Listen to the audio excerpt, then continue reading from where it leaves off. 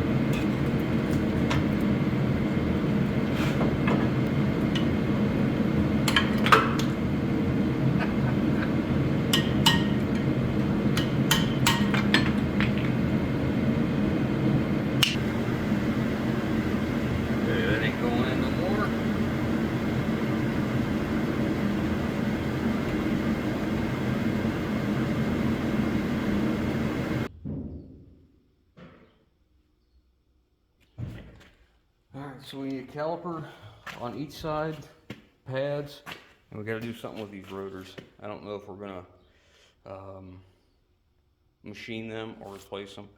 We'll have to measure them and see.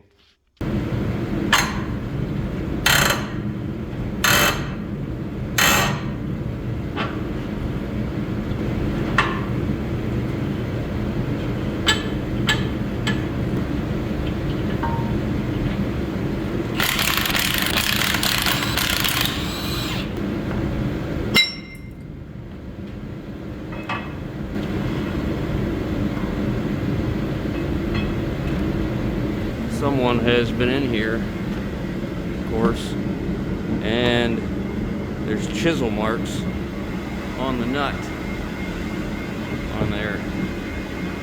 And another issue, I believe the parking brake is stuck because it's it'll turn a little bit and then it stops.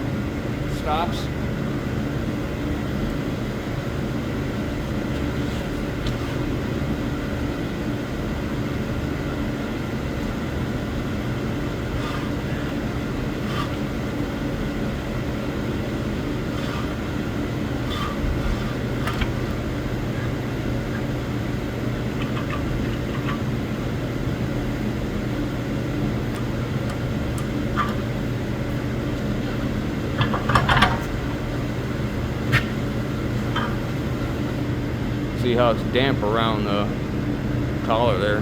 That seal inside that hub was starting to leak.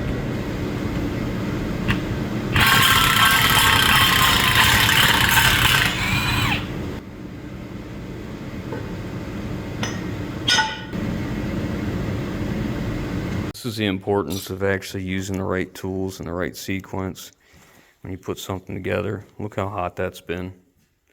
That's been probably over torqued and the bearing's gotten hot, and I'll bet you the race looks the same. Great.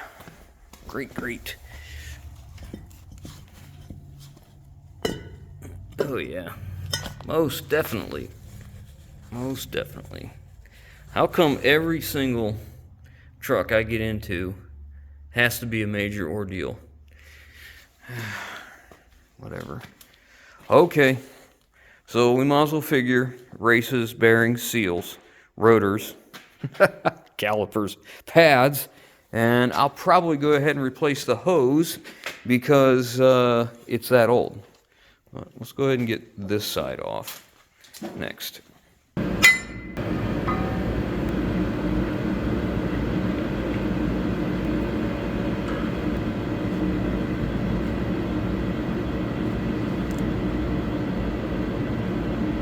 Those ones have somewhere, but it's not as bad. You can still tell it's been hot. The deposit's in here. And it smells like cooked gear oil right there. Replaced the bearing, but didn't replace the race. Same thing. Worn race. Looks like they may have replaced the bearing.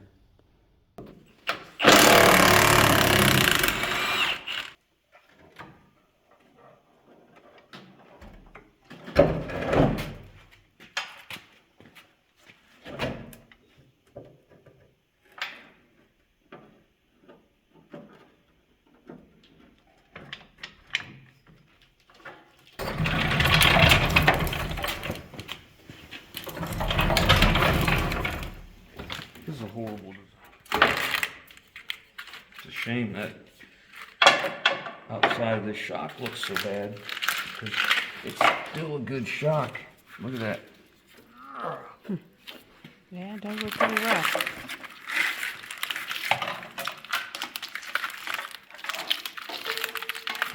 It takes so much longer to do this on one of these little trucks than it does a real medium duty.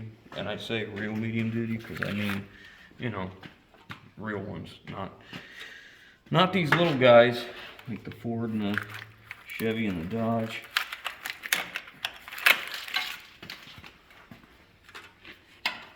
Anyways, I'm taking all this out because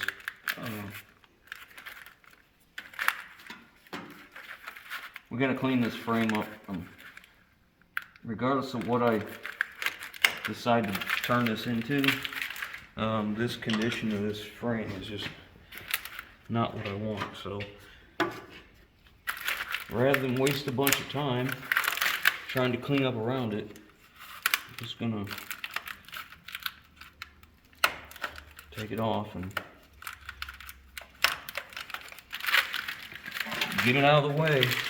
So I'm gonna finish the wiring, and then I'll start getting these fuel lines out. The bad thing about these fuel lines is Ford uses a bolt back here, and it's very difficult to get them out because they spin. Okay. Now small.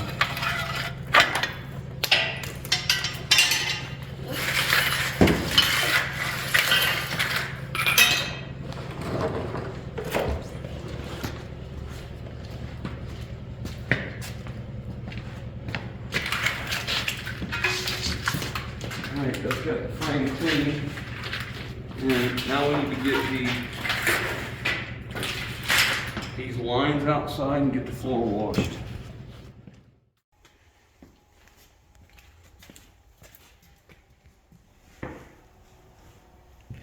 How long do you think it's been like that? That's the front to back brake line there. It's out, and I just got all the hangers out. Except, oh, I missed one. I missed that one. Dang it. I'll have to get that out. And I wasn't going to take the exhaust out, but I was going to take the hangers off, and that way it's easier to clean in here. But now I think I'm just going to go ahead and deal with this. This is horrendous. I don't know what to do with this. I don't really want to rebuild this truck. But man, this is terrible. I mean, this is probably some of the worst exhaust work I think I've ever seen. How about you?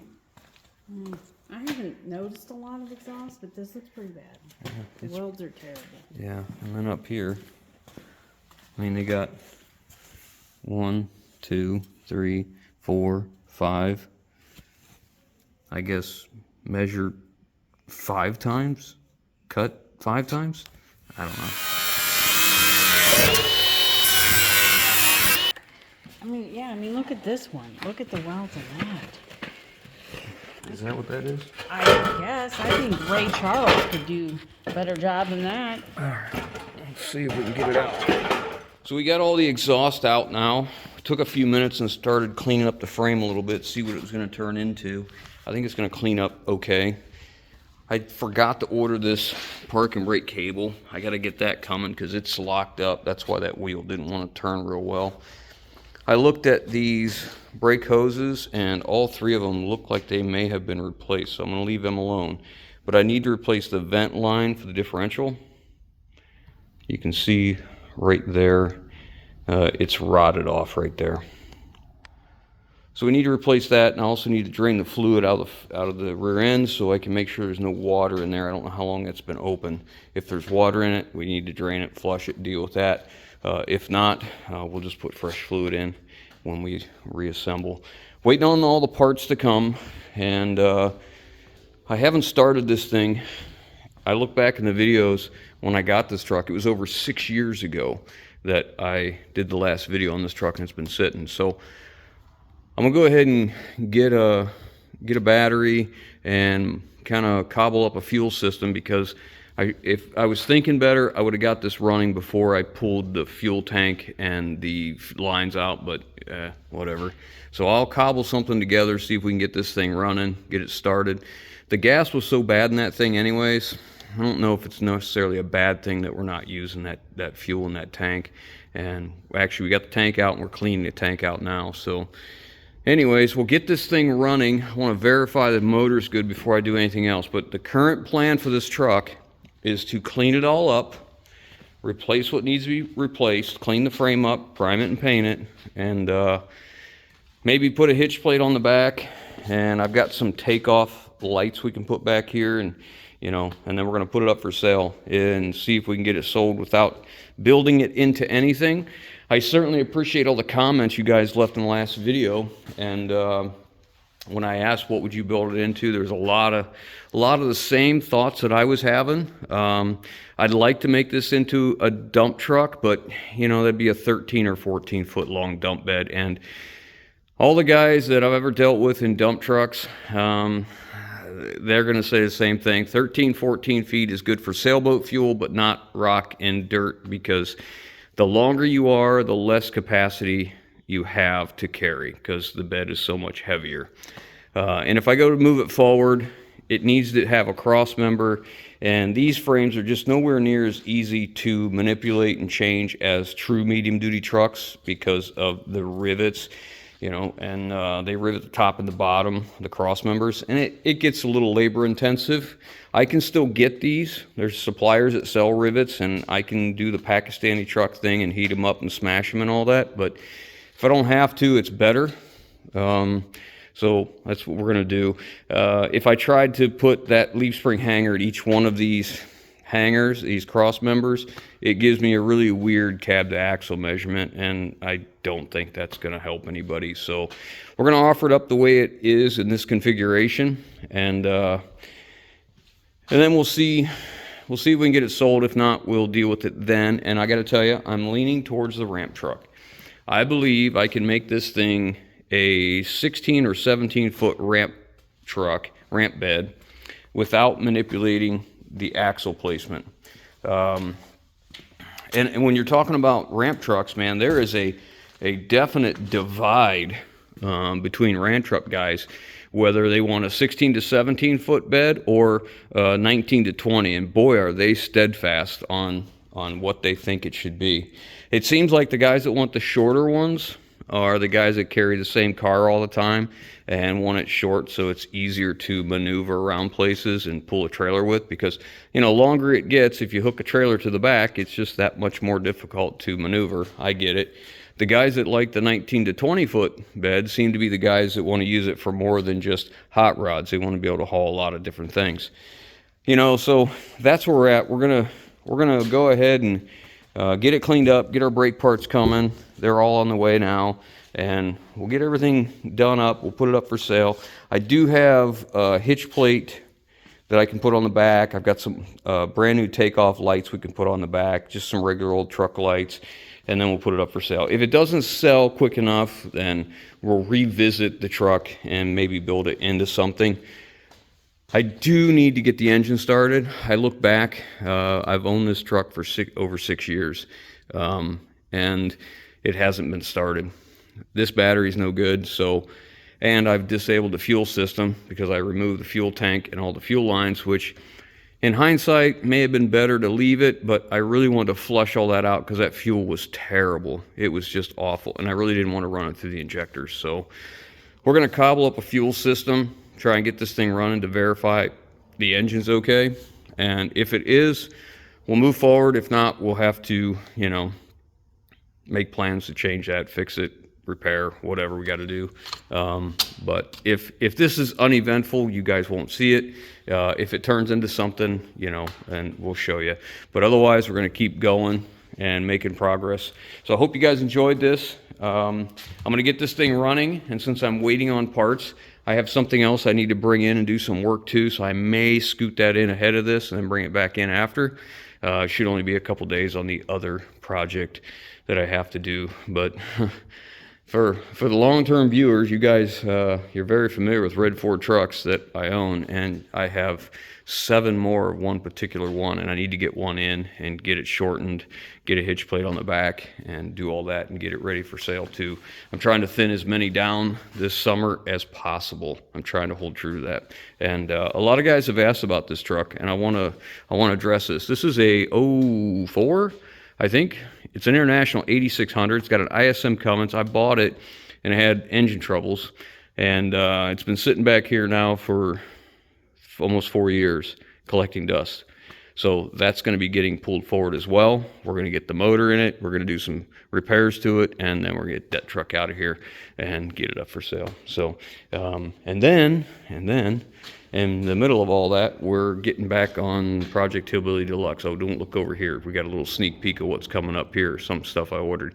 But we're gonna get on this and get it done, so look for those videos, hopefully, in that order. And Project Overkill, I just ordered some more parts for it. They've come in, so we're gonna get moving on it. I've got a solution for one of my problems that I had with that truck, so we got a lot to come. So I appreciate you guys watching. If you haven't already, hit the subscribe button. Leave your comments down below. Let me know what you think about the 16 or 17 foot versus the 19 or 20 foot. Manipulating this frame isn't as easy, but you know, it's still doable if it's cost effective and makes sense. Do me a favor, hit the like button. We're trying to grow the channel, trying to get things rolling on here, and that certainly helps us. So thanks again, guys. Hope you enjoyed. We'll catch you on the next one. Well, that definitely changed things. This thing just took a very, very hard left turn. What are you gonna do?